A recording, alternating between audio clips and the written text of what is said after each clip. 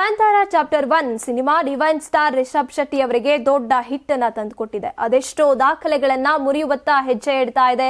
ಇದೀಗ ರಿಷಬ್ ತಮ್ಮ ಕಾಲುಗಳ ಚಿತ್ರಗಳನ್ನ ಸಾಮಾಜಿಕ ಜಾಲತಾಣದಲ್ಲಿ ಹಂಚಿಕೊಂಡಿದ್ದಾರೆ. ಅಂದಹಾಗೆ ರಿಷಬ್ ಅವರ ಕಾಲ್ಗಳೇ ಹೇಳ್ತಾ ಇವೆ ಕಾಂತಾರ ಶೂಟಿಂಗ್ ಶ್ರಮದ ಕಥೆಯನ್ನ. ರಿಷಬ್ ಶೆಟ್ಟಿ ಸತತ 3 ವರ್ಷಗಳ ಕಾಲ ಕಾಂತಾರ ಚಾಪ್ಟರ್ 1 ಸಿನಿಮಾಕ್ಕಾಗಿ ತಮ್ಮ ತಂಡದೊಂದಿಗೆ ಅವಿರತವಾಗಿ ದುಡಿದಿದ್ದಾರೆ. ಈ ಬಗ್ಗೆ ಅವರೇ ಕೆಲವೆಡೆ ಹೇಳ್ಕೊಂಡಿದ್ದಾರೆ ಕೂಡ. ಇದೀಗ ರಿಷಬ್ ತಮ್ಮ ಇನ್ಸ್ಟಾಗ್ರಾಮ್ ಖಾತೆಯಲ್ಲಿ ತಮ್ಮ ಕಾಲುಗಳ ಚಿತ್ರಗಳನ್ನ ಹಂಚಿಕೊಂಡಿದ್ದಾರೆ. ಅವರ ಊದ್ಕೊಂಡಿರುವಂತಹ ಕಾಲುಗಳೇ ಹೇಳ್ತಾ ಇವೆ ಕಾಂತಾರದ ಹಿಂದಿರುವ ಶ್ರಮದ ಕಥೆಯನ್ನ.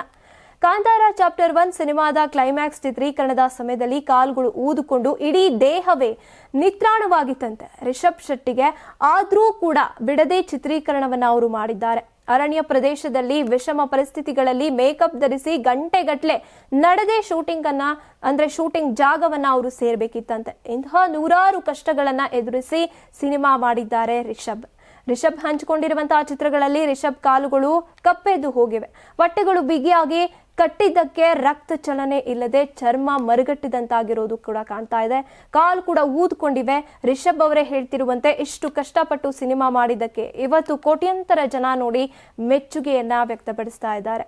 ಇದು ನಾವು ನಂಬಿರುವಂತಹ ಶಕ್ತಿಗಳ ಆಶೀರ್ವಾದದಿಂದ ಮಾತ್ರ ಸಾಧ್ಯ. ಸಿನಿಮಾ ನೋಡಿ ಅಭಿಪ್ರಾಯ ವ್ಯಕ್ತಪಡಿಸಿದ ತಮ್ಮೆಲ್ಲರಿಗೂ ಧನ್ಯವಾದ ಅಂತ ರಿಷಬ್ ಹೇಳ್ಕೊಂಡಿದ್ದಾರೆ.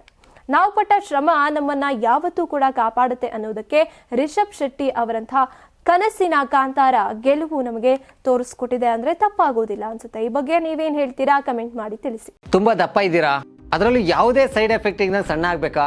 ಎಷ್ಟೋ ಜನ ಹೇಳ್ತಾ ಇದ್ರಿ ಸರ್ ನಾನು ಜಿಮ್ಗೆ ಹೋಗ್ತಾ ಇದ್ದೀನಿ ಆದ್ರೂ ಸಣ್ಣ ಆಗ್ತಾ ಇಲ್ಲ ಸರ್, ವರ್ಕೌಟ್ ಮಾಡ್ತಾ ಇದ್ದೀನಿ ಆದ್ರೂ ಸಣ್ಣ ಆಗ್ತಾ ಇಲ್ಲ ಅಂತ ಹೇಳ್ತಾ ಇದ್ರಲ್ಲ. 100% ಯಾವ ಜಿಮ್ಗೂ ಹೋಗ್ದಂಗೆ ವರ್ಕೌಟು ಮಾಡ್ದಂಗೆ ನೀವು ಸಣ್ಣ ಆಗ್ಬೋದು.